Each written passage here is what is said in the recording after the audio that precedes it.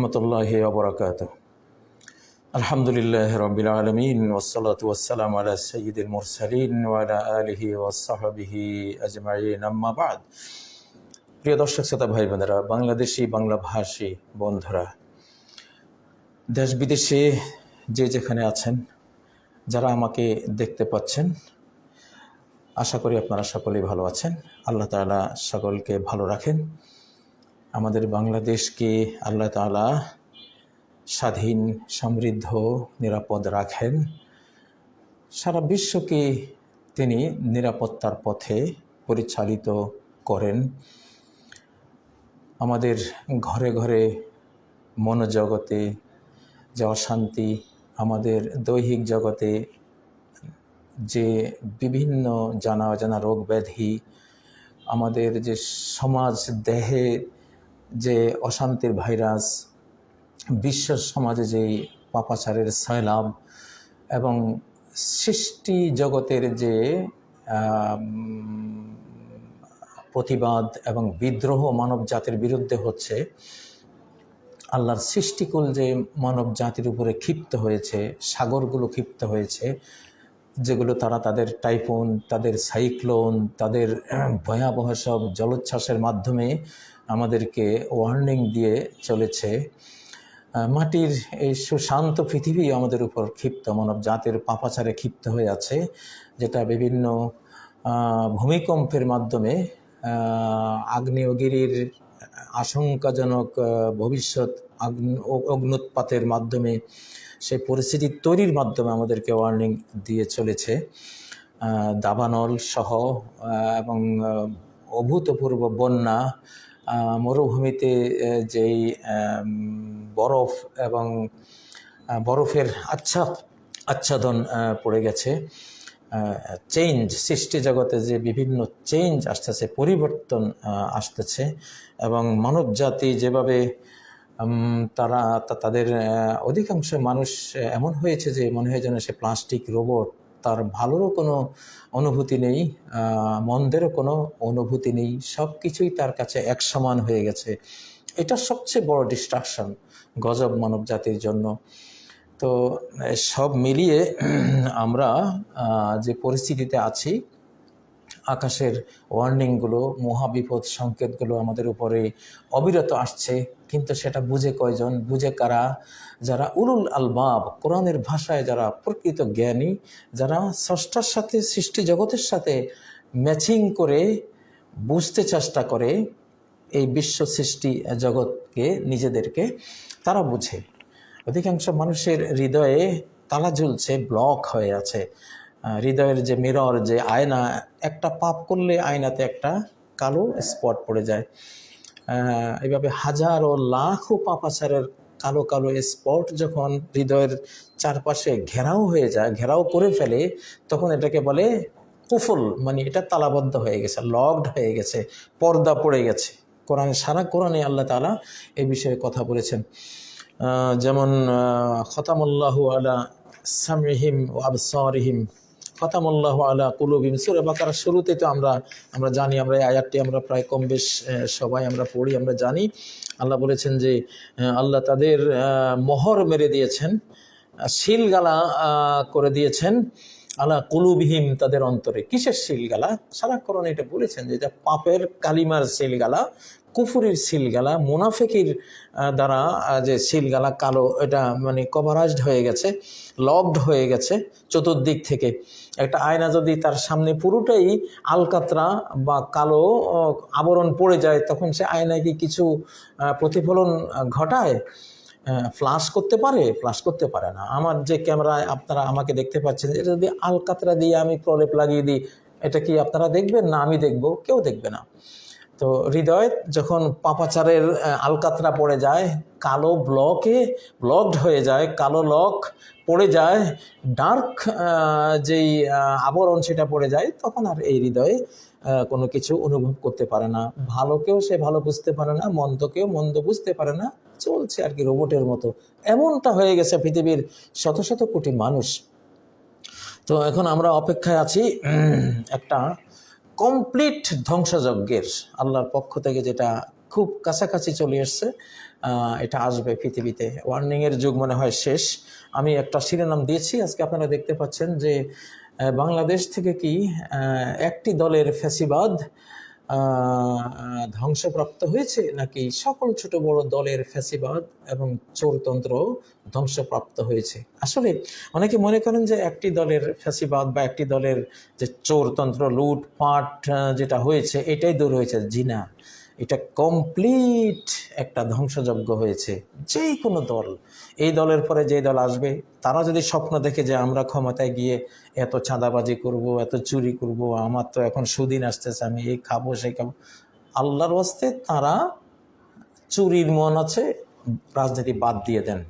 সামনের পৃথিবীর সাথে এটা ম্যাচিং করবে না, এটা করবে না। স্রষ্টার সাথে ম্যাচিং তো কখনোই করে না। সৃষ্টি জগতও এটাকে আর নেবে না। গোটা সৃষ্টি প্রকৃতি ক্ষিপ্ত হয়েছে পাপাচারীদের উপরে, চোরদের উপরে, জালিমদের উপরে, বিভিন্ন অন্যায়কারীদের উপরে।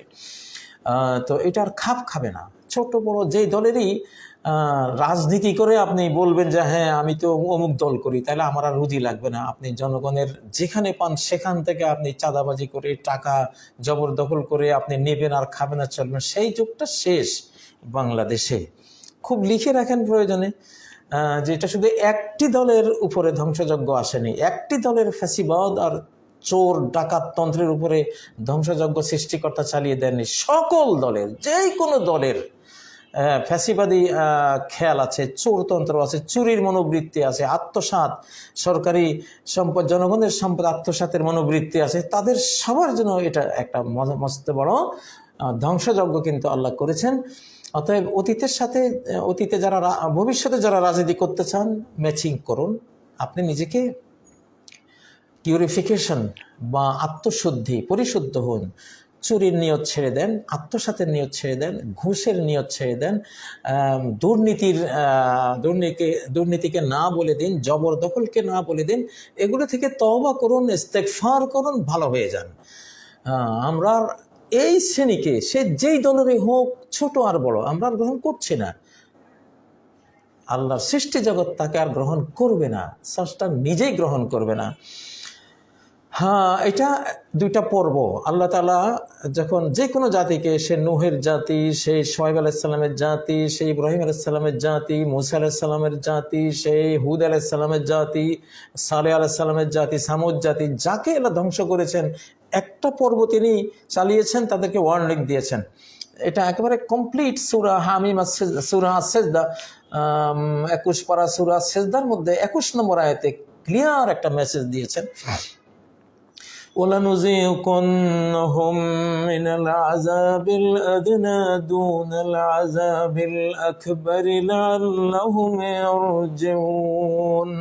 আমি অবশ্যই কসম করে বলছি, যখন তারা আমার পথ থেকে সরে যাবে, তারা যখন অবাধ্যতা, বিদ্রোহ, দুর্নীতি, পাপাচার, জুলুম, অত্যাচারের পথে যাবে, আমি তাদেরকে প্রথমে আযাবে আদনা, লঘু শাস্তি, লঘু দণ্ড তাদেরকে দেব, মহামারী দেব, হয়তো কোনো হালকা ভূমিকম্প দেব, কিছু টর্নেডো, কিছু সাইক্লোন, এগুলো দেব, বিভিন্ন ধরনের অভাব, বিভিন্ন দাবানল, বিভিন্ন আযাব গজবে লিপ্ত করব, অশান্তিতে লিপ্ত করব। এগুলো আযাবে আদেনা, এগুলো নরমাল সাজা আমি তাদেরকে দেব। যদি এই সাজায় তারা তওবা করে ফেলে তাহলে বেঁচে গেল। যদি আরো বেশি মন্দের পথে চলতে থাকে, তাহলে দুনাল আযাবিল আকবার, গ্রেট পানিশমেন্ট, গ্রেট টর্মেন্ট তাদের জন্য অপেক্ষমান আছে, একেবারে ধ্বংস করে দেব। দেখুন, সে যে একেবারে ধ্বংস করেছেন আল্লাহ তাআলা, সূরা বনী ইসরাইলের 16 নম্বর আয়াত, সূরাতুল ইসরার 16 নম্বর আয়াতে আল্লাহ কি বলছেন? وَإِذَا أَرَدْنَا أَن نُّهْلِكَ قَرْيَةً أَمَرْنَا مُتْرَفِيهَا। আমি কোন জনপদকে যখন ধ্বংস করতে চাই, তখন আমি সেই সমাজের যারা ভোগী শ্রেণী আছে, যাদেরকে এই যুগে বড়লোক বলা হয়, ধনিক শ্রেণী আছে, ভোগবাদী শ্রেণী আছে, ওদেরকে আমি কর্তৃত্ব দিয়ে দিই। সমাজের কর্তৃত্ব, রাষ্ট্রের কর্তৃত্ব টাকার কারণে তাদের হাতে চলে যায়। অকুলিনরা কুলীন হয়ে যায়, অযোগ্যরা, ফাসেক ফাজের, অথর্বরা রাষ্ট্র সমাজের কি হয়ে যায়? আমির হয়ে যায়, তারাই নেতা হয়ে যায়। তো মুতরাফিনদেরকে, ভোগীদেরকে আমি কি করে দেই? তাদেরকে আমি কর্তৃত্ব দিয়ে দেয়। আমার না এক অর্থ হলো কর্তৃত্ব দেয়া, আর এক অর্থ হলো তাদেরকে আমি নির্দেশ জারি করি যে তোমরা এই পথ থেকে সরে আসো। তো কিন্তু তারা সে পথ থেকে সরে আসে না।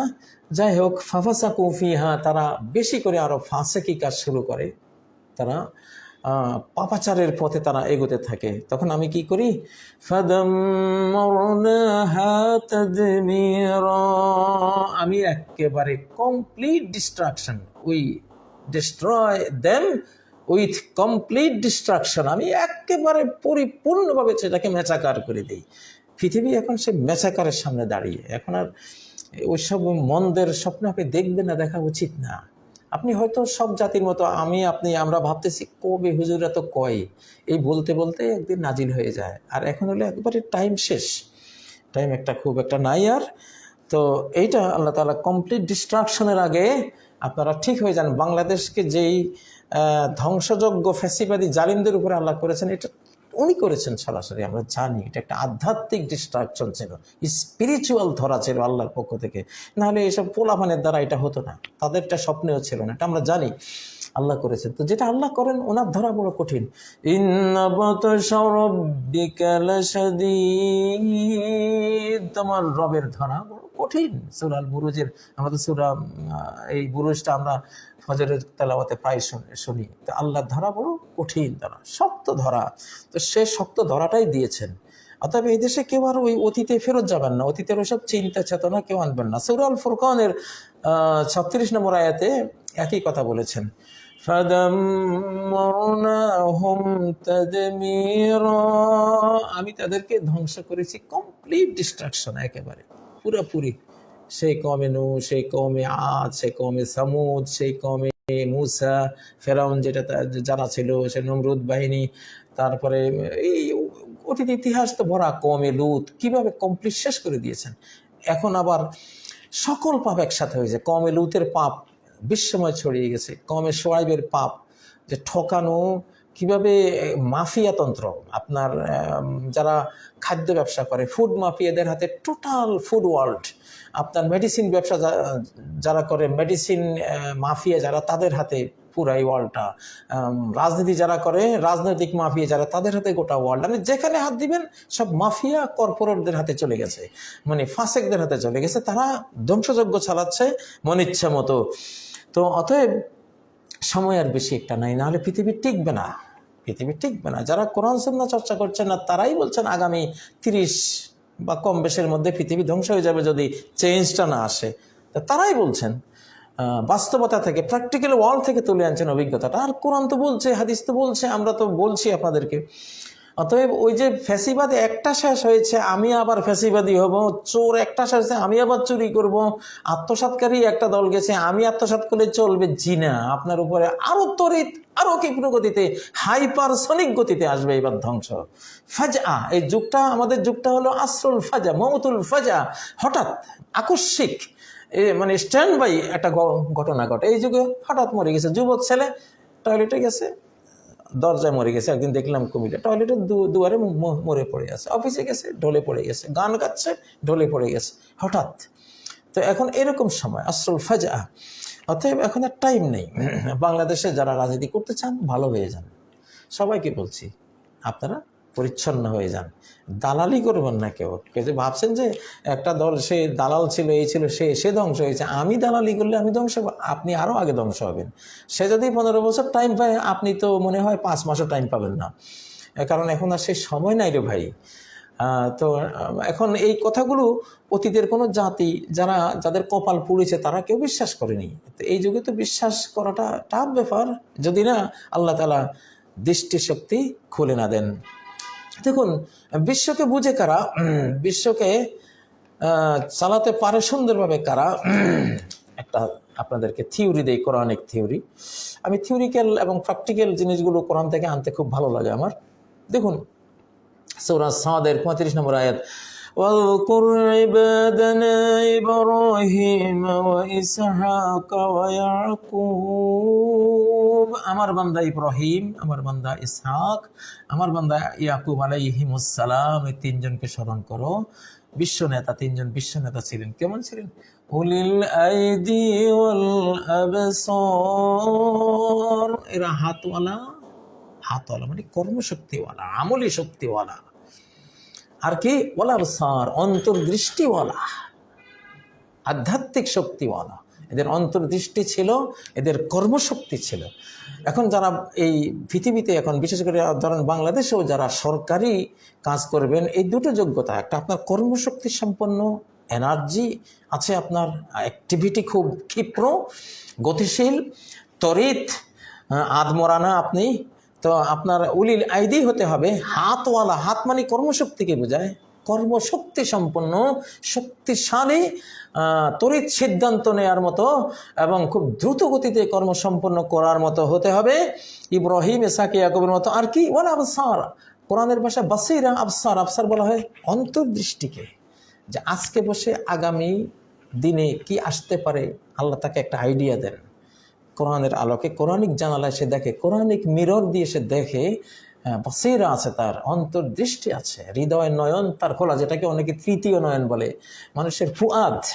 এই তৃতীয় নয়নের আরবি হলো ফুয়াদ, অন্তর্নয়ন। অন্তরে একটা নয়ন আছে, সে জ্ঞান দিয়ে, আইডিয়া দিয়ে, তার আয়নার সামনে যদি কোনো পাপের আবরণ না থাকে, হ্যাঁ, কোনো যদি কি না থাকে, লক না থাকে, তাহলে এটা দিয়ে কিন্তু সে দেখতে পায়। উলিল আইদি ওয়াল আবসার, সত্য মিথ্যা সে বুঝতে পারে, সে টের করতে পারে, বাসিরা ওয়ালা।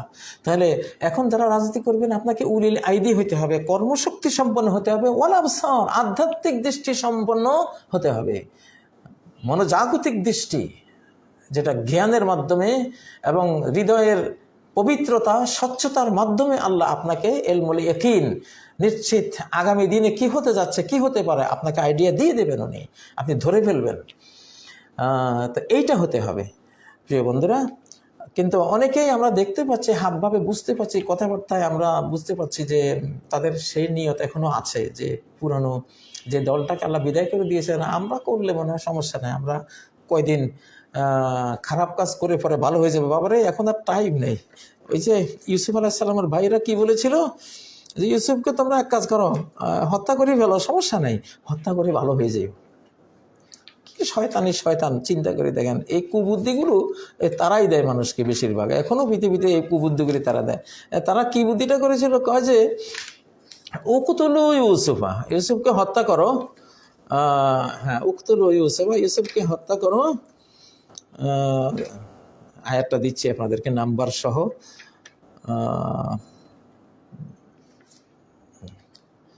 আচ্ছা, এখানে বলা, ওরা ওরা ওরা ওরা বলছে উকতুলু ইউসুফ,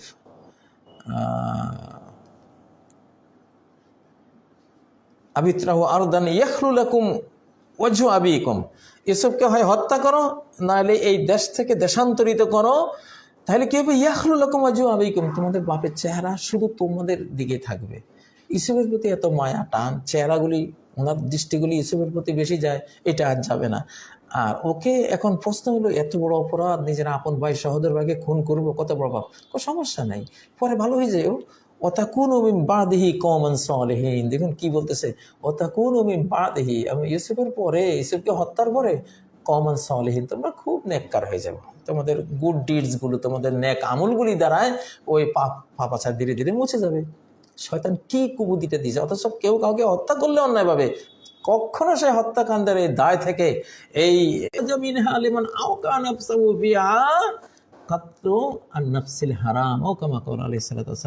যেসব ঘূর্ণি পাকে নিজেকে একবার ফেললে আর কখনো মুক্তি নাই, তার মধ্যে একটা হলো অন্যায় হত্যাকাণ্ড, অবৈধ হত্যাকাণ্ড, এটা ভয়ঙ্কর জিনিস। কিন্তু শয়তান বুদ্ধি দিয়েছে কি, তোমরা ওকে মারো, মারার পরে ভালো হয়ে যায়, কোনো সুযোগ নেই। হ্যাঁ, এটা হক্কুল ইবাদ, এটা আসবেই, আপনার উপরে দায় আসবেই, সেই বিচার আসবেই। তো ভাইয়েরা, এই জন্য বলছি, বাংলাদেশের আগামী দিনের রাজনীতি, যাদের মধ্যে সেই স্বপ্ন এখনো আছে অনেক কিছু করার, এগুলো মাথা থেকে মুছে ফেলেন, ইনশাআল্লাহ ভালো হয়ে যান। দুর্নীতিকে না বলেন, চৌর্যবৃত্তিকে না বলেন, এবং ঘুষ, সুদখুরি, জবরদখল, নানান ধরনের কালোবাজারি এবং চাঁদাবাজি, জনগণের সম্পদ লুণ্ঠন করে আঙ্গুল ফুলে একবারে হিমালয় পাহাড় বনে যাবেন আপনি, এগুলো থেকে নিজেদেরকে সরিয়ে নেন ইনশাআল্লাহ। তাহলে আগামী দিনে কিছু, যদি এই দেশের জনগণ, আল্লাহ যদি আপনাকে গ্রহণ করেন, জনগণও গ্রহণ করবে, আপনি পারবেন। অবস্থা দেখেন না জনগণ, জনগণ কি জুন্দুল্লাহ, একটা অন্যায়কারী বের হলে মানুষের কয় লক্ষ হাত তার বিরুদ্ধে ছুটে, এগুলি বলতে হয় না এখন। তো এটা থাকবে, এটা বাংলাদেশে যে কত যুগ থাকবে এটা সামনে দেখবেন আপনারা। অতএব ভাবারে ভালো হয়ে যান, আমরাও ভালো হওয়ার কথা বলছি, ভালো হচ্ছি, আপনারা ভালো হওয়ার চেষ্টা করুন, সবাই ভালো হয়ে যান, আল্লাহ ভালো হওয়ার তৌফিক দিন। বিশেষ করে রাজনীতিবিদরা ভালো হন, দেশের যারা আগামী দিনের স্বপ্ন দেখছেন তারা ভালো হন, আল্লাহ আমাদেরকে তৌফিক দিন। সুবহানাকাল্লাহুম্মা ওয়া বিহামদিকা আশহাদু আল্লা ইলাহা ইল্লা আনতা আস্তাগফিরুকা ওয়া আতুবু ইলাইক। আসসালামু আলাইকুম ওয়া রাহমাতুল্লাহি ওয়া বারাকাতুহু।